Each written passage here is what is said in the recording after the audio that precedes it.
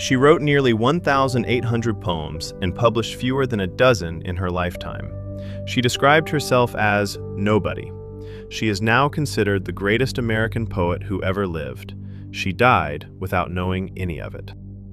She spent most of her adult life in the family home in Amherst, Massachusetts, rarely leaving, communicating with the world largely by letter. She wore white almost every day. She baked bread. She tended her garden. She wrote, alone, in her room for decades.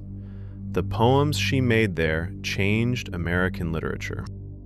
She assembled her poems by hand into small sewn booklets. She called them fascicles. She kept them in a bureau drawer. She sent some to friends. She published almost none. By her death, she had written nearly 1,800 poems. Her sister Lavinia found them in the drawer. When her poems were first published in 1890, her editors changed them, removing her dashes, regularizing her capitals, smoothing her rhymes.